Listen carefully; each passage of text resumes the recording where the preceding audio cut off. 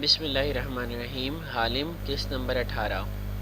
پچھلے ایپیسوڈ میں ہم لوگوں نے دیکھا وہ وجہ جانی جس کی وجہ سے آریانہ کھو گئی تھی اور وان فاتح اور مسز اسرا اس کا ذکر ہمیشہ دکھی انداز میں کرتی تھی۔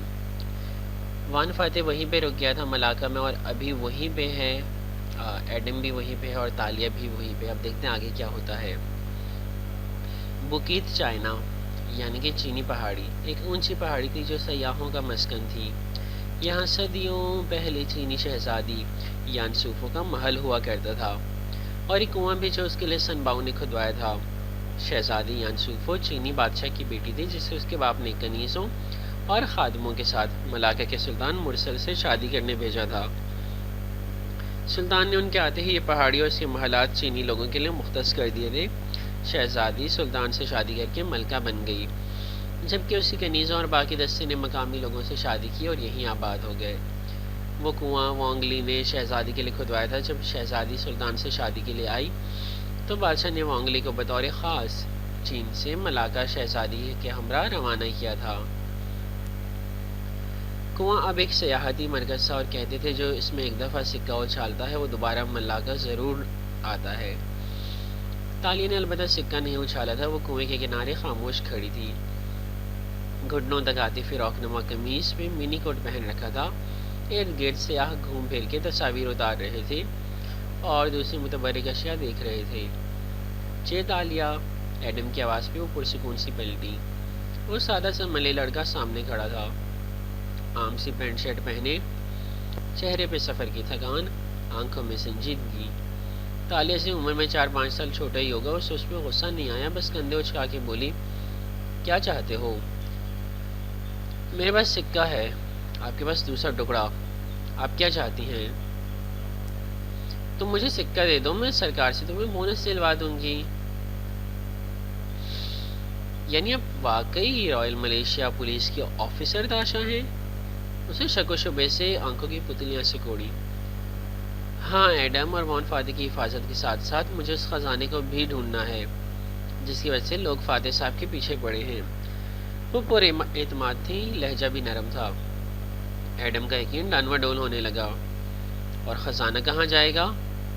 سرکار کی امانت ہے تو ظاہر ہے سرکار کے پاس جائے گا، مگر خزانہ ڈھونڈنے پہ ہمیں انعام میں معاوضہ بھی ملے گا۔ تو مزید کوئی آفیسر کیوں نہیں ہے آپ کے ساتھ؟ تالیہ کے ماتھے پہ سلوٹ پڑی۔ وہ 2 قدم قریب آئی اور آنکھیں چھوٹی کر کے اسے دیکھا۔ اول تو مجھے کسی دوسرے کی مدد کی ضرورت نہیں، اور دوم مجھے کسی دوسرے پہ اعتبار نہیں۔ کیوں؟ کیونکہ کوئی بھی آفیسر لالچ میں میری جان لے کر خزانے کے ساتھ فرار ہو سکتا ہے، اور آپ خود بھی تو یہ کام کر سکتی ہیں۔ اگر کر سکتی ہوتی تو اتنا بڑا کیس مجھے میرے سینئرز دے دے۔ وہ ترکی پر ترکی جواب دے رہی تھی۔ ایڈم چپ ہو گیا۔ دونوں کنویں کے پاس آمنے سامنے کھڑے تھے اور ان کے اوپر آسمان پہ سورج ڈھلتا دکھائی دے رہا تھا۔ میں سکہ دے دوں گا مگر آپ مجھے خزانے کی جگہ پہ ساتھ لے جائیں گی۔ ہم دونوں خزانے ایک ساتھ ڈھونڈیں گے اور پھر سرکار کے حوالے کر دیں گے۔ وہ سوچ کے بولا، ساتھ تھوک بھی نکلا۔ اندر کہیں وہ اس لڑکی کے روب میں بھی تھا۔ اس کی ضرورت نہیں ہے، میں خود سب کچھ کر لوں گی، بس تم مجھے سکہ دے دو۔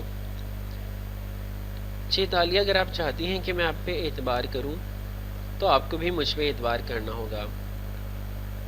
مجھے تم پہ اعتبار ہے ایڈم۔ تالیہ نے لہجہ نرم کیا، اسے احتیاط سے کام لینا تھا۔ مجھے کیسے معلوم کہ آپ سکہ لے کر فرار نہیں ہو جائیں گی؟ میں کیا کروں جو تم میرا اعتبار کرو؟ آپ چابی کا دوسرا حصہ مجھے دے دیں۔ تالیہ کا تو مانو سر ہی گھوم گیا۔ کیا مطلب؟ کیوں دے دوں؟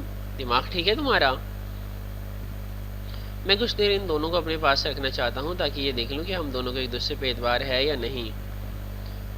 اور تم جو چابی لے کر بھاگ جاؤ۔ تالیہ، میں سچا انسان ہوں، دھوکہ نہیں دوں گا آپ کو، لیکن اگر آپ مجھے چابی نہیں دے سکتی تو میں کیسے یقین کروں کہ خزانے کا انعام مجھے دیں گی؟ اس بات پہ وہ چپ ہو گئی۔ میں ابھی سکے کے ساتھ آنے جا رہا ہوں، لیکن اگر آپ مجھے چابی کا دوسرا حصہ تھما دیں تو میں کسی اور کے پاس نہیں جاؤں گا، آپ کی اگلی کال کا انتظار کروں گا، ہم اکٹھے خزانہ ڈھونڈنے جائیں گے۔ اگر تم کسی تھانے گئے تو میرا پروجیکٹ فیل ہو جائے گا، بہت سے لوگ انوالو ہو جائیں گے، اوپر والے مجھ سے خفا ہوں گے۔ جاب کے بھی کچھ پروٹوکولز ہوتے ہیں ایڈم۔ وہ چڑھ گئی۔ کیا چیز تھا یہ لڑکا؟ اسے گھمائے جا رہا تھا۔ میں کسی کو نہیں بتاؤں گا کہ چابی آپ نے مجھے دے دی تھی، مگر میرا اعتبار کمانے کے لیے آپ کو یہ کرنا ہوگا، ورنہ سکہ میں نہیں دوں گا۔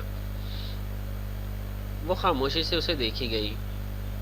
وہ سکہ چرا نہیں سکتی تھی، زبردستی چھین بھی نہیں سکتی تھی۔ ایڈم کو سکہ اپنی رضامندی کے ساتھ تالیہ کو دینا تھا، وہ کیا کرے؟ ایڈم کو نہیں معلوم خزانہ فاتح کے گھر میں ہے، اور اس کا خواب اس کے مطابق وہ دونوں اکٹھے خزانہ ڈھونڈ رہے تھے، یعنی اب اسے اپنے خواب کے آگے ہتھیار ڈالنے ہوں گے، اسے ایڈم کے ساتھ خزانہ شیئر کرنا ہوگا۔ ٹھیک ہے، میں خزانے کی جگہ پہنچ کے تمہیں بلا لوں گی، تب تک تم اس چابی کو رکھ سکتے ہو۔ اسے پرس میں ہاتھ ڈالا اور سنہری زنجیر میں پروئی ڈلی نکال کے اسے بڑھائی۔ لیکن یاد رکھنا، اگر تم اس کو لے کر بھاگے تو میں تمہارا وہ حشر کروں گی جو تم یاد رکھو گے۔ میں دھوکے باز نہیں ہوں، امانت لوٹا دوں گا۔ اسے زنجیر تھام لی۔ تالیہ کا دل ڈوب کے ابھرا، مگر اسے رسک لینا تھا۔ مگر یاد رکھنا، تم دونوں حصوں کو آپس میں نہیں جوڑو گے، یہ کام میں خود کروں گی، سنا تم نے؟ ایڈم، تم چابی کو نہیں جوڑو گے۔ تنبیہ کرتے ہوئے اسے بریسلٹ چھوڑ دیا۔ میں وعدہ کرتا ہوں میں اسے نہیں جوڑوں گا۔ اسے احتیاط سے اسے اپنی جیب میں ڈال دیا۔ تم مجھے جھوٹا کہتے ہو نا ایڈم؟ چلو، آج میں تمہاری سچی زبان پہ بھروسہ کر کے دیکھتی ہوں۔ رات کو میں تمہیں جہاں بلاؤں وہی آ جانا۔ ایڈم نے سر کو خم دیا۔ وہ آگے بڑھنے لگی تو وہ بول اٹھا، آپ یان صوفے کے کنویں میں کوئی سکہ نہیں اچھالیں گی؟ کہتے ہیں کہ اگر دوبارہ ملاقہ آنا ہے تو سکہ اچھالنا ہوگا۔ وہ رکے بغیر بے گانگی سے بولی، میں دوبارہ ملاقہ آنا ہی نہیں چاہتی۔ یہ کیس ختم ہو تو میں ریٹائرڈ ہو جاؤں گی، دور کسی جزیرے پہ گھر بناؤں گی، بس۔ اور اس کے قریب سے گزر کے آگے بڑھ گئی۔ کار میں واپس بیٹھتی ہے، اس نے موبائل نکالا اور اسکرین پہ چند بٹن دبائے۔ ایڈم کی جیب میں جو ننھا سا جی پی ایس ٹریسر اس نے ڈالا تھا وہ آن ہو گیا تھا۔ وہ جہاں بھی جائے گا تالیہ کو معلوم ہوتا رہے گا۔ وہ کسی تھانے یا کسی مشتبہ ایڈریس پہ جائے گا تو وہ جان جائے گی۔ اس سے زیادہ کچھ بھی اس کے ہاتھ میں نہ تھا۔ جو چابی اتنے برس بعد بھی گھوم پھر کے اس کے پاس آ گئی تھی، ایڈم اس کو اس سے چھین نہیں سکتا تھا۔ سوچوں میں گم اسے کار سٹارٹ کی۔ اس کا بیک پیک فرنٹ سیٹ پہ خاموش رکھا تھا، اندر کھانے کی کوئی چیز نہیں تھی، تالیہ نے رکھی ہی نہیں تھی۔ اگلا منظر، شام ڈھل گئی اور ملاقہ پہ رات اتر آئی۔ سن باؤ کے گھر والے گلی میں رات کے ہنگامے جاگ اٹھے، بتیاں چگمگانے لگی اور گاہکوں کا رش ریستوران کے برآمدوں میں بڑھتا گیا۔ ایسے میں سڑک کنارے ایک کیفے کے باہر تالیہ مراد اخبار چہرے کے سامنے پھیلائی بیٹھی تھی، بیک پیک ساتھ رکھا تھا اور بار بار اخبار کا کونا موڑ کے سن بھاؤ کے گھر کو دیکھتی تھی۔ گھر کا دروازہ بند تھا اور باہر فاتح کی کار کھڑی دکھائی دے رہی تھی۔ وہ ابھی ابھی واپس آیا تھا اور تالیہ کو امید تھی کہ اب وہ کوالالمپور جانے کے لیے نکل جائے گا۔ صبح پارلیمان کا اجلاس تھا اور فاتح کو لازمی وہاں پہنچنا ہوگا۔ بالآخر دروازہ کھولا اور وان فاتح سفری بیگ سمیت باہر آتے دکھائی دیا۔ اسی سفید شرٹ کی آستین کونیوں تک چڑھائی وہ اجلت میں لگ رہا تھا۔ پھر اس کی کار زن سے تالیہ کے ساتھ سے گزر گئی تو اس نے سکون کا سانس لیا۔ اب اسے تھوڑی دیر مزید انتظار کرنا تھا جب گلی میں رش ختم ہونے لگے اور وہ اندر جا سکے۔ آج واردات کی رات تھی۔ راستہ صاف تھا۔ اس نے اخبار نیچے کیا اور ویٹر کا آرڈر لکھوانے لگی، ہاٹ چاکلیٹ۔ وان فادر ڈرائیو کرتے ہوئے چند گلی آگے آیا تھا کہ موبائل بجنے لگا۔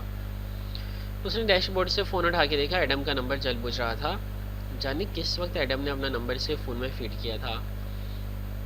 اب وہ ملازم نہیں رہا تھا، یہ تو یقیناً اگلی نوکری کی بات کرنا چاہتا ہوگا۔ اس سے نہیں ہوتے تھے یہ کام۔ بیزاری سے اس نے فون پر ڈال دیا۔ وہ دوبارہ بجنے لگا۔ اب کہ اس نے برہمی سے فون اٹھایا تو دیکھا اس کا پیغام آیا پڑا تھا۔ فاتح نے کار کی رفتار ایسا کی اور پیغام کھولی، سر میں ملاقہ میں ہوں، آپ کے گھر کے قریب۔ مجھے آپ کو کچھ بتانا ہے، تالیہ کے بارے میں، پلیز مجھ سے مل لیں۔ فاتح کی آنکھیں پرسوچ انداز میں چھوٹی ہوئی۔ کال دوبارہ آنے لگی تو اس نے فون اٹھا لیا۔ ہاں ایڈم بولو۔ سر میں جونکر اسٹریٹ پہ ہوں، کیا ہم مل سکتے ہیں؟ ایڈم مجھے لمبا سفر کرنا ہے، تم سر آپ مجھے اتنا تو جانتے ہیں نا، اس بات پہ یقین کر سکے کہ میں آپ کو کسی بیکار کام کے لیے نہیں روکوں گا، وہ جلدی جلدی کہہ رہا تھا۔ فاتح نے گھڑی دیکھی۔ میں جونکر اسٹریٹ کے کارنر تک آ رہا ہوں، میرے پہنچنے تک اگر تم پہنچ جاؤ تو ٹھیک ہے، ورنہ میں آگے نکل جاؤں گا۔ میں ابھی آیا۔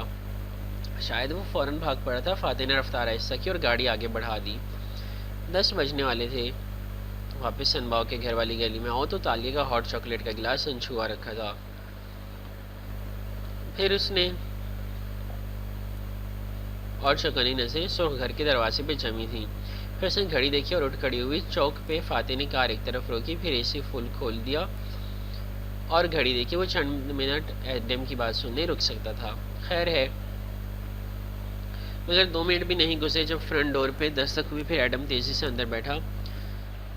سر میں جانتا ہوں آپ سوچ رہے ہوں گے کہ پہلے سانس لے لو ایڈم، اس نے آرام سے کہا۔ تو ایڈم رکا، اس کا سانس پھولا ہوا تھا اور وہ خود پسینے میں بھیگا ہوا تھا۔ پھر وقت ضائع کیے بغیر وہ بولنے لگا، سر کیا آپ اس کو پہچانتے ہیں؟ ایڈم نے جیب سے دونوں چیزیں نکال کے اس کے سامنے رکھی۔ فاتح نے چونک کے دیکھا، ایک اس طرح کا بریسلیٹ تھا اور دوسرا سکہ۔ اسے بھویں چند میں سے اکٹھی کی۔ یہ کیا ہے؟ سر یہ مجھے تالیہ نے دیا ہے۔ فاتح کے ماتھے پہ بل پڑے۔ اس نے بریسلیٹ اٹھایا اور الٹا پلٹا کے دیکھا۔ یہ اسرا کا ہے سر، یہ اور سکہ ملا کر چابی بن جاتا ہے۔ یہ چابی۔ وہ ابھی کہہ ہی رہا تھا کہ فاتح نے سکہ اٹھایا اور اس کو ٹیڑھا کیا۔ سوراخ نظر آیا تو اس نے ڈلی کو اندر ڈال دیا۔ ہلکے سے کلک کی آواز آئی اور چابی مکمل ہو گئی۔ ایک لمحے کو وہ تیز چمکی اور پھر ٹھنڈی پڑ گئی۔ وہ لمحہ امر ہو گیا۔ نہیں سر، یہ جوڑنی نہیں تھی۔ ایڈم فکر مند ہوا۔ چیتالیہ نے منع کیا تھا۔ مجھے مت بتاؤ مجھے کیا کرنا ہے، مجھے بتاؤ اس لڑکی کے پاس کیسے آیا؟ وہ بھویں بھینچے اس چابی کو الٹ پلٹ کے دیکھ رہے تھے۔ اس پہ ہنسے سے ابھر رہے تھے 1437۔ آپ چیتالیہ کو تاشا اس لیے کہتے ہیں کہ ان کا اصل نام ہے؟ کیا وہ کوئی پولیس آفیسر ہے؟ اس نے بے چینی سے پوچھا۔ نہیں، وان فاتح چونکا۔ وہ ایک زمانے میں تھیٹر کی کوئی ایکٹریس ہوا کرتی تھی اور اس نام کا ایک کردار کرتی نظر آئی تھی۔ ایڈم کو منہ کھل گیا۔ تو وہ واقعی پولیس آفیسر نہیں ہے؟ فاتح نے بھویں بھینچے ناگواری سے اسے دیکھا۔ مجھے شروع سے بتاؤ یہ سب کیا چل رہا ہے؟ کار سڑک کنارے کھڑی تھی اور وہ دونوں ایک دوسرے کی طرف ترچھے ہوئے بیٹھے تھے۔ ایڈم نے تھوک نگل کے خشک گلا طے کیا اور بولنا شروع کیا، سچ سچ سب کچھ۔ اگلا منظر، گلی میں رش اب ماند پڑ چکا تھا۔ دکانیں ابھی تک کھلی تھی مگر گہما گہمی کم ہو چکی تھی۔ تالیہ اپنا ہاٹ چاکلیٹ انچھوا چھوڑ کے اب سنباؤ کے گھر کے سامنے کھڑی تھی۔ دروازے پہ تالا تھا۔ اس نے ایک لاک میں چابی پھنسائی، اس میں لاک پہ گھسائی اور چند لمحوں میں تالا کھل گیا۔ اس نے ادھر ادھر دیکھا، سڑک پہ کوئی بھی اس کی طرف متوجہ نہ تھا اور جتنے اعتماد سے دروازہ وہ کھول رہی تھی اسے کسی نے دیکھ کے بھی گھر کی مالکن پہ محمول کیا ہوگا۔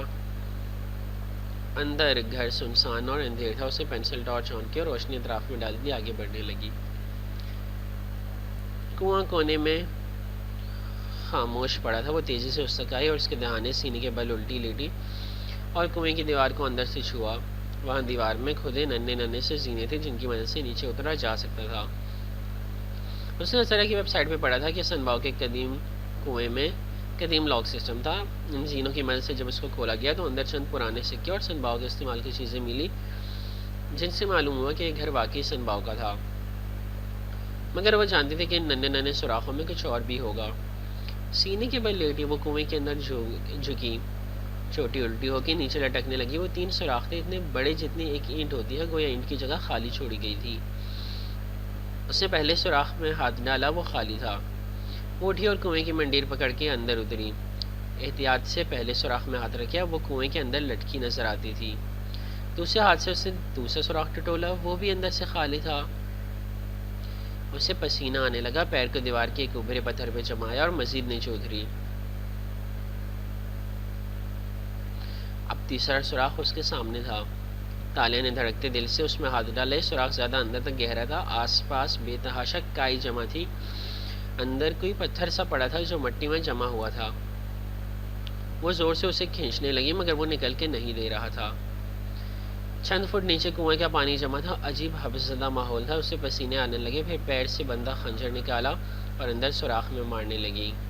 یہاں تک کہ پتھر علیحدہ ہو گیا. اسے پتھر باہر نکالا اور دیوار کی اینٹوں کو پکڑے واپس اوپر چڑھ گئی. باہر آ کے اس نے گہرے گہرے سانس لی. صحن اندھیرے میں ڈوبا تھا سوائے ٹارچ کی روشنی کے. تالیہ نے روشنی پتھر پہ مرکوز کی.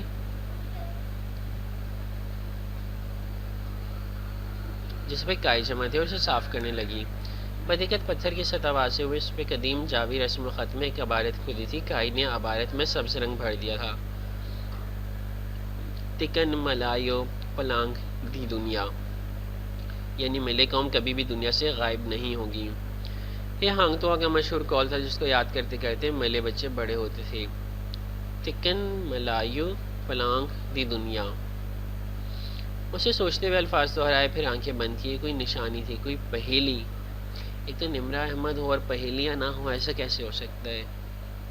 کیا مطلب ہوا اس کا؟ ملے نسل کبھی بھی دنیا کے چہرے سے غائب نہیں ہوگی. ملے نسل کبھی بھی غائب نہیں ہوگی. ملے نسل کبھی بھی مٹے گی نہیں، غائب نہیں ہوں گی. اس نے آنکھیں کھولی. الفاظ دوبارہ دیکھے مگر اب وہ ان کو پڑھ نہیں رہی تھی. وہ اس انداز کو دیکھ رہی تھی جس میں وہ لکھے تھے. تیر کی صورت آخر میں چھوٹے ہو جاتے. جس پوزیشن میں پتھر پڑا تھا اس لحاظ سے وہ نیچے کی طرف اشارہ کرتی تھی. تالیہ مسکرائی اور نیچے کنویں میں جھانکا جہاں پانی کسی بھرے ہوئے گول دھال کی صورت نظر آ رہا تھا. وہ پتھر کنویں کے اوپر لائی اور اسے گرا دیا. پتھر نے پانی میں ڈبکی کھائی اور لمحے بھر کو سکوت چھا گیا. وہ سر جھکائے دیکھتی رہی. فلیش لائٹ پانی پہ تان رکھی تھی. دھیرے دھیرے پانی سمٹتا گیا، گھٹتا گیا جیسے سوکھ رہا ہو، یہاں تک کہ اس کی سطح نیچے ہوتی گئی. کئی زدہ دیواریں برہنہ ہونے لگی. وہ نیچے جاتا گیا اور بالآخر وہ غائب ہو گیا. غائب، یہی نشانی تھی. وہ کنویں میں جھانک رہی تھی کہ صحن کے دوسرے کونے میں گڑگڑاہٹ ہوئی. وہ چونک کے گھومی. مخالف طرف مجسمے کے ساتھ زمین میں کچھ ابھرا تھا. وہ تیزی سے اس طرف آئی. وہ لکڑی کا ایک ٹریپ ڈور تھا جیسے فرش میں لگا ڈھکن ہو. اسے اچھی طرح یاد تھا کہ یہ پہلے یہاں نہیں تھا مگر اب وہ کائی زدہ ڈھکن یوں نظر آ رہا تھا گویا صدیوں سے یہی موجود ہو. اس کی ریڑھ کی ہڈی میں سنسنی خیز لہر دوڑ گئی. کنواں خزانہ کنویں کے نیچے نہیں تھا، خزانہ اس کے نیچے تھا. اسے ڈھکن اٹھایا. وہ آرام سے اٹھ گیا. تالیہ نے روشنی نیچے پھینکی. وہاں زینے تھے جو نیچے گم ہو رہے تھے. آخر میں مدھم سے ایک دروازہ تھا. اسے دروازے کی چابی چاہیے تھی. اف ایڈم، ایڈم کہاں ہو تم؟ اسے فون ملایا. اس کی آواز سنتے ہی بولی، میں جونکر اسٹریٹ پہ ہوں. کیا آپ کو خزانہ مل گیا؟ ہاں، تم سن باؤ کے گھر آؤ. آپ سن باؤ کے گھر ہیں؟ وان فاتح کے گھر؟ ہاں ڈونٹ وری، وہ چلے گئے ہیں. تم جلدی آؤ، دروازہ کھلا ہے. اور سنو، آخر میں قدرے غرائی، اگر تم نے کسی بھی قسم کی چالاکی دکھانے کی کوشش کی تو میں دنیا کے آخری کونے تک تمہارا پیچھا کروں گی ایڈم. میں آ رہا ہوں، وہ آہستہ سے بولا. تالیہ نے بیک پیک کندھوں پہ ڈالا اور زینے اترنے لگی. ٹارچ کی روشنی اپنے آگے پھینکتی جا رہی تھی. سنہری چوٹی بنائے منی کوٹ اور لمبی قمیص پہنے لڑکی بہت پرجوش لگ رہی تھی. سیڑھیاں ایک دروازے پہ جا کے ختم ہو گئی. وہ لکڑی کا قدیم دروازہ تھا. اس پہ عجیب و غریب سے ہندسے لکھے تھے. یہی تھا خزانے کا راستہ. یہی تھا اس کا وہ آخری موقع، وہ آخری وعدات جس کی وہ کب کی منتظر تھی. جزیرے کے اوپر وہ اونچا محل، وہ پرسکون زندگی. ان سب خوابوں کی تکمیل کا وقت آن پہنچا تھا. وہ جانتی تھی کہ اس نے ایڈم کو چابی دے کر خطرہ مول لیا ہے مگر اس کے خواب سچ بولتے تھے ہمیشہ. ان کے مطابق ایڈم اور وہ اس کھوج میں اکٹھے تھے. وہ اس کو بھی حصہ دے دے گی. 10% بس یہی بہت ہے. اب وہ دروازے کے ساتھ کھڑی بار بار گھڑی دیکھ رہی تھی. موبائل اسکرین کے مطابق ایڈم کا ٹریسر جونکر اسٹریٹ سے چل پڑا تھا اور اب وہ قریب ہی تھا. ایڈم نے دھوکہ نہیں دیا. گڈ. وہ پرجوش سی دروازے کی سطح پہ ہاتھ پھیرنے لگی. لبوں پہ مسکراہٹ تھی. اندر کیا ہوگا؟ ضروری نہیں کہ سونی چاندی کے ڈھیر ہوں. ان سے بھی کچھ زیادہ بیش قیمت ہوگا اندر، جیسے نوادرات، قدیم آرٹ، سکے، برتن، زیورات، مجسمے. کروڑوں کی بکتے تھے یہ سب. اگر یہ خزانہ سنباؤ کے دور کا تھا یعنی 15ویں صدی کے وسط کا تو قریباً 600 سال قدیم تھا۔ بلیک مارکیٹ میں وہ باری باری سب کو فروخت کر دی گی اور تمام رقم آف شور منتقل کر کے وہ یہاں سے چلی جائے گی۔ ڈن۔ دروازے پہ آہٹ ہوئی اور ایڈم کی آواز آئی، چے تالیا نیچے آ جاؤ ایڈم۔ اس نے دروازے پہ لکھے ان سے پڑھتے ہوئے پکارا۔ یہ آپ نے کھودا ہے؟ ایڈم نے سیڑھیوں کے اوپر سے جھانکا تو اس نے گردن اٹھائی۔ باتوں کا وقت نہیں ہے، مجھے چابی دو۔ اس کا سرخ سفید چہرہ جوش سے تمتما رہا تھا۔ اوپر کھڑے ایڈم کے چہرے پہ ہیجان سا ابھرا۔ چابی جوڑ دی گئی ہے، دونوں ٹکڑے جوڑ گئے ہیں۔ تالے کی مسکراہٹ غائب ہوئی، آنکھوں میں غصہ در آیا۔ واٹ؟ تم؟ اسٹوپڈ، میں نے منع کیا تھا نا تمہیں۔ تمہاری ہمت کیسے ہوئی کہ تم اس کو جوڑو؟ اس کی نہیں، میری ہمت ہوئی ہے۔ ایڈم کے پیچھے سے کوئی نکل کے سامنے آیا۔ تالیہ بنت مراد پتھر ہو گئی۔ وہ فاتح تھا۔ اس کا سانس رک گیا۔ بے اختیار وہ دروازے کی طرف سمٹی، مگر اب فرار کا کوئی راستہ نہیں تھا۔ وہ اسے خشمگین نگاہوں سے گھورتا زینے اترنے لگا۔ تالیہ کا چہرہ سفید پڑنے لگا۔ اس نے بے یقینی سے فاتح کے پیچھے آتے ایڈم کو دیکھا جس کے چہرے پہ افسوس تھا۔ آپ نے مجھ سے سچ نہیں بولا؟ تو میں نے بہت سے سچ بول دیا۔ وان فادر اس کے عین سامنے آن رکا، سلکتی سخت نظریں اس پہ جمی تھیں۔ تالیہ کی کمر دروازے سے لگی تھی۔ بدقت تھوک نکلا، تو آنکو تم میرے گھر میں کیا کر رہی ہو؟ میں ایک پولیس آفیسر ہوں۔ اور اس نے بات بنانے کی کوشش کی مگر رنگت اڑی ہوئی تھی۔ سب بہت غیر متوقع تھا۔ تم کوئی پولیس آفیسر نہیں ہو، میں بتاتا ہوں تم کیا ہو۔ وہ اسے قریب رکا اور چبا چبا کے بولا، لالچی، جھوٹی اور چور، یہ ہو تم۔ الفاظ تھے کہ کیا، تالیہ نے لب بھینچ لیے، چند گہرے سانس لیے۔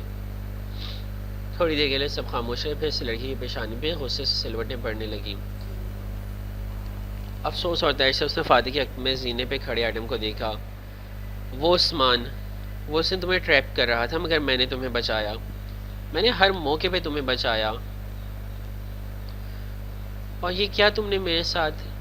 چھوڑوں گی نہیں میں تمہیں۔ انگلی اٹھا کے تنبیہ کی۔ ایڈم کا دل جانے کیوں دکھا، پھر فاتح کو دیکھا۔ میں جو بھی ہوں اس سے آپ کا کوئی تعلق نہیں ہے۔ یہ چابی میری ہے، میرے پاپا نے بنائی ہے۔ یہ خزانہ بھی میرا ہے۔ یہ گھر میرا ہے۔ تمہیں کس نے اجازت دی تھی تم یہاں کھدائی کرو؟ وہ غرایا اتنا زور سے کہ وہ سہم کے ذرا پیچھے ہوئی، پھر دوبارہ ہمت کر کے گردن کڑائی۔ گھر آپ کا ہے، نیچے دبا خزانہ نہیں، اور میں نے یہاں کوئی کھدائی نہیں کی۔ یہ خزانے کا راستہ ہے۔ اول تو اس گھر کے نیچے کوئی خزانہ نہیں ہے، اور اگر ہے بھی صحیح تو وہ سرکار کا ہے، وہ کسی میوزیم میں جائے گا۔ تالیہ نے تڑپ کے اسے دیکھا۔ وہ میرا ہے، اس میں میرا حق ہے۔ خیر یہ فیصلہ ہم کورٹ میں کریں گے۔ مجھے میری چابی دیں۔ میں جا رہی ہوں یہاں سے۔ دو ٹوک انداز میں ہتھیلی پھیلائی۔ اور تمہیں لگتا ہے میں تمہیں ایسے جانے دوں گا؟ ایڈم، اس نے نظریں تالیہ پہ مرکوز کر کے اسے پکارا۔ جی سر۔ پولیس کو کال کرو ابھی، بتاؤ کہ گھر میں چور آ گیا ہے۔ جی باس۔ اسے فون نکالا تو وہ تڑپ کے بولی، میں نے کوئی چوری نہیں کی، یہ میرا حق ہے، یہ میرا ہے۔ اس کی آنکھیں سرخ پڑنے لگی تھیں۔ وہ دروازے کے ساتھ کھڑی تھی اور فاتح اس کے عین سامنے اسے گھور رہا تھا۔ ایڈم میں کہہ رہا ہوں کال کرو پولیس کو۔ ایک منٹ، وہ جلدی سے بولی، دماغ تیزی سے کام کر رہا تھا۔ پولیس کو مت بلاؤ، ہم تینوں خزانہ بانٹ سکتے ہیں آپس میں۔ فاتح نے گویا بے بسی سے دونوں ابرو اٹھائے۔ مجھے یقین نہیں آ رہا، تم کیا چیز ہو؟ آپ کو الیکشن کے لیے پیسے چاہیے ہیں ہے نا؟ وہ جلدی جلدی بول رہی تھی۔ اب گھر نہ بیچیں، خزانے میں سے اپنا حصہ لے لیں، 20%، اور ایڈم بھی۔ ایک سے لگتی نظر اس پہ ڈالی۔ 10% رکھ سکتا ہے، باقی میرا۔ صرف 10%؟ ایڈم نے برا سا منہ بنایا تو وان فاتح نے گردن گھما کے غور سے اسے دیکھا۔ کوئی خزانہ نہیں بانٹ رہا یہاں۔ اول تو یہاں کوئی خزانہ ہے نہیں، اور اگر ہوا بھی تو یہ ملک کی امانت ہے۔ تم پولیس کو بلاؤ۔ پھر واپس گھوما تو وہ کھڑی بے بسی سے لب کاٹ رہی تھی۔ تم آج جیل جا رہی ہو ایک لمبے عرصے کے لیے۔ میں نے فائل والے واقعے کو جانے دیا مگر تم میرے گھر میں آ گئیں۔ ایڈم موبائل پہ کہہ رہا تھا، سن باؤ کا گھر، وان فاتح کا گھر، وہاں پولیس کی ضرورت ہے، ایمرجنسی ہے۔ پھر تالیہ کو دیکھا، ایک چور گھس آیا ہے، جی جلدی بھیجیں کسی کو۔ دوسری طرف سے یقین دہانی کروا دی گئی تو اس نے فون ہٹا لیا۔ تالیہ نے صرف تیز نظروں سے اسے گھورا تھا، پھر فاتح کو دیکھا۔ میں نے کوئی فائل نہیں چورائی آپ کی، اور کہاں ہے وہ فائل؟ ابھی کیا الزام لگائیں گے آپ پولیس کے سامنے مجھ پہ؟ میری بیوی کا بریسلیٹ، اسے جیب میں ہاتھ ڈالا اور سنہری چابی نکال کے لہرائی۔ کیا ثبوت ہے کہ یہ میں نے چرایا ہے؟ یہ تو آپ کے ہاتھ میں ہے، میں پولیس کے سامنے انکار کر دوں گی۔ میری بات کے آگے تمہاری بات معتبر لگے گی کیا؟ وہ ہمیں اکٹھے کیے برہمی سے کہہ رہا تھا۔ تالیہ نے سلک کے ایڈم کو دیکھا۔ چھوڑوں گی نہیں میں تمہیں۔ ایڈم نے اتنی ہی خفگی سے منہ بسورا۔ آپ نے اگر مجھ سے سچ بولا ہوتا تو تم تب بھی یہی کرتے، ڈفر، اس لیے اب چپ رہو۔ جھڑک کے بولے تو وہ چپ ہو گیا۔ تمہیں ایڈم کی نہیں اس وقت اپنی فکر کرنی چاہیے، کیونکہ تم لمبے عرصے کے لیے جیل جا رہی ہو۔ ٹھیک ہے، اس کا ذہن تیزی سے کام کر رہا تھا۔ اب مجھے جیل بھیج دیں، مگر ایک دفعہ میں خزانہ دیکھنا چاہتی ہوں، مجھے دروازے کھولنے دیں۔ اوہ، تمہارا خیال ہے سو کالڈ خزانہ دیکھ کے میرا ارادہ بدل جائے گا؟ وہ تلخی سے مسکرایا۔ کیا آپ کو خود خوف ہے کہ خزانہ دیکھ کے آپ کا ارادہ بدل جائے گا؟ آپ دروازہ کھولنے سے ڈرتے ہیں کیا؟ وہ اپنے حواسوں پہ قابو پا چکی تھی اور اب چیلنجنگ انداز میں پوچھ رہی تھی۔ وہ لمحے بھر کو چپ ہوا۔ مجھے کوئی خوف نہیں ہے، پولیس کے آنے تک دروازے کھول کے دیکھنے میں کوئی حرج نہیں ہے، لیکن یہ مت سمجھنا تم مجھے لالچ دیکھ سکتی ہو۔ دیکھتے ہیں، وہ اسی انداز میں مسکرائی اور دروازے کے سامنے سے ہٹ گئی۔ یہ چیلنج، یہ مسکراہٹ گویا کہہ رہی ہو پیسے سے کوئی بھی خریدا جا سکتا ہے۔ یہ انداز وان فاتح کو اکسانے کے لیے کافی تھا۔ وہ قریب آیا اور دروازے کے تالے میں چابی گھسائی۔ تم جیل جاؤ گی، سمجھ آیا؟ ایک نظر اسے دیکھا۔ تالیہ نے تعظیم سے سر ہلا دیا۔ جو حکم تو آن کو۔ تالیہ ایک بڑی سی زنجیر پہ لگا تھا اور زنجیر نے دروازے کو جکڑ رکھا تھا۔ فاتح نے چابی گھمائی تو ایڈم پریشانی سے پکار اٹھا، سر اس کو مت کھولیں، پتہ نہیں اندر کیا ہو۔ تالیہ نے کھول کے اسے دیکھا۔ تم تو چپ ہی رہو، میرے پاس گن بھی ہے۔ تالیہ اسے شرٹ اٹھا کے ہولسٹر میں لگا پستول دکھایا۔ اگر آپ اس دروازے کے ذریعے فرار کا سوچ رہی ہیں تو اس خیال کو ذہن سے نکال دیں، فی الوقت میں وان فاتح کا باڈی مین ہی نہیں، باڈی گارڈ بھی ہوں۔ تالیہ نے برہمی سے چہرہ موڑ لیا۔ فاتح سے مسکرایا، بولا کچھ نہیں، وہ زنجیر اتار رہا تھا۔ ویسے میرا نہیں خیال اندر کوئی خزانہ ہے، تم نے اپنا وقت اور زندگی سے ضائع کی ہے، لٹل تھیف۔ افسوس سے کہتے ہوئے اس نے دروازہ دھکیلا۔ آگے اندھیرا تھا، گھپ اندھیرا۔ تالیہ نے فلیش لائٹ کی روشنی پھینکی تو روش سی نظر آئی، پتھروں کی خالی بنی روش۔ فاتح نے ہاتھ بڑھایا، ٹارچ، بس یک لفظ حکم، اور تالیہ نے چپ چاپ ٹارچ اسے تھما دی۔ اس نے آگے روشنی پھینکی اور اندر داخل ہوا۔ سر ہمیں پولیس کا انتظار کرنا چاہیے، ایڈم بے بسی سے بولا، مگر وہ دونوں چوکھٹ عبور کر چکے تھے۔ وہ بھی چاروں نہ چار پیچھے آیا۔ دروازے میں سے آخری داخل ہونے والا شخص ایڈم تھا۔ اس کے اندر آتے ہی دروازہ ہلکی سی آواز سے بند ہو گیا۔ راہداری تاریک تھی، کہیں ٹپ ٹپ کی آواز آ رہی تھی، گویا پانی ٹپک رہا تھا۔ وہ تینوں قطار کی صورت آگے بڑھتے گئے۔ تو پھر کہاں ہے تمہارا خزانہ؟ فاتح آنکھیں چھوٹی کی اطراف میں دیکھتا روشنی آگے ڈال رہا تھا۔ ہوگا، آگے ہوگا، وہ بے چینی سے بولی، دل تجسس سے لبریز تھا، اس کے خواب جھوٹے نہیں ہو سکتے تھے۔ ایک موڑ موڑ کے وہ آگے آئی۔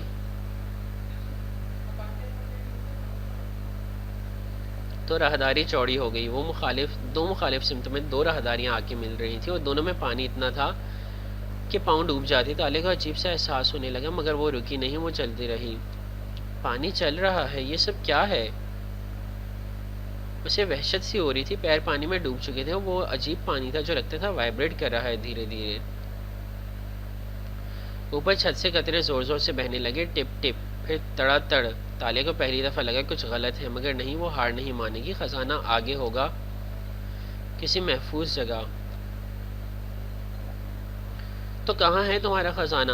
تاشا صاحبہ، وہ جو سب سے آگے تھا اور پانی برسنے کے باوجود آرام سے چلتا جا رہا تھا، طنز سے بولا۔ تالیہ نے جواب نہیں دیا، ادھر ادھر متلاشی نظروں سے دیکھتی رہی۔ وہ پانی سے بھری دونوں راہداریوں کے ملاپ پہ موجود تھی۔ یکایک وہ ٹھہری، بے یقینی سے اطراف میں دیکھا، پھر اوپر۔ جھماکے سے کچھ یاد آیا، دو دریاؤں کا سنگم، برستی بارش۔ اس نے آنکھیں پھاڑ پھاڑ کے مدھم روشنی میں دیکھنا چاہا۔ وہ تنگ سے 2 دریا تھے، زمین گدلی تھی، اس کے پیر کیچڑ میں لتھڑ گئے تھے، یہی تو اس کا خواب تھا، 2 دریاؤں کا سنگم۔ وہ چونک گئی، اپنے پیروں کو دیکھا، وہ پانی اور مٹی سے لتھڑے ہوئے تھے۔ اس کے خواب علامت ہی نہیں تھے، وہ مستقبل کے عکس تھے، ہو بہو۔ رک کیوں گئی ہو؟ چلو، میں تمہارے خزانے والے ڈرامے کا بھی فائنل شو ڈاؤن دیکھنا چاہتا ہوں، آؤ۔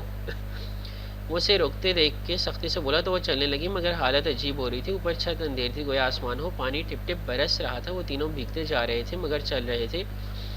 دوسری راہداری یا دوسرا دریا اب سکڑتا جا رہا تھا، یہاں تک کہ پتھروں سے بنی سوکھی روش نظر آنے لگی، جیسے شروع میں دروازہ کھولتے ہی نظر آئی تھی۔ اس کے آگے ایک اور دروازہ تھا، ہو بہو پہلے جیسے دروازہ، مگر نیا نیکور، لکڑی کی خوشبو تک آ رہی تھی، پانی ٹپکنا بند ہو گیا تھا۔ تمہارا خزانہ تو نہیں آیا ابھی تک؟ تن سے بولتے ہوئے اس نے دروازے کے قفل میں چابی ڈالی، تالیہ خاموش رہی، ایڈم البتہ بے چین سے لگتا تھا۔ سر، ہمیں واپس جانا چاہیے، کیا پتہ آگے 6 تالے کے لیے فرار کا راستہ ہو، ان کے گینگ کے ساتھی ان کا انتظار کر رہے ہوں۔ یہ فی الحال کہیں نہیں بھاگ سکتی۔ تالا کھول کے اس نے زنجیر اتاری، چابی مدھم سی چمک رہی تھی، تالے کی آنکھیں چھوٹی ہوئی اس پہ ہند سے ابھرے تھے۔ 863 وہ الجھن سے بولی۔ ایڈم چونکا، ہند سے اب مٹ رہے تھے، اس دن اس میں کوئی اور ہند سے ابھرے تھے۔ 1437 تالے نے بے خودی کے عالم میں دہرایا۔ فاتح نے دروازہ کھول دیا، سامنے سیڑھیاں تھیں، وہ تینوں چاہنے اور نہ چاہنے کے درمیان اوپر چڑھنے لگے۔ جس وقت فاتح اوپر موجود ٹریم ڈور کا ڈھکن اٹھا کے پرے رکھ رہا تھا، تالے کے ذہن میں وہی الفاظ گردش کر رہے تھے، 1437 863۔ ایک جھماکے سے اسے یاد آیا تھا، داتن۔ اوکے، آج کے ایپیسوڈ میں اتنا ہی، انشاءاللہ اگلے ایپیسوڈ میں دیکھیں گے اب آگے کیا ہو رہا ہے۔ میں خود بھی چاہ رہا ہوں کہ خزانے کا ڈراپ سین یا فلاپ سین ہو جائے تاکہ ناول آگے تو بڑھے۔ تو تب تک کے لیے اپنا خیال رکھیے گا، اللہ حافظ۔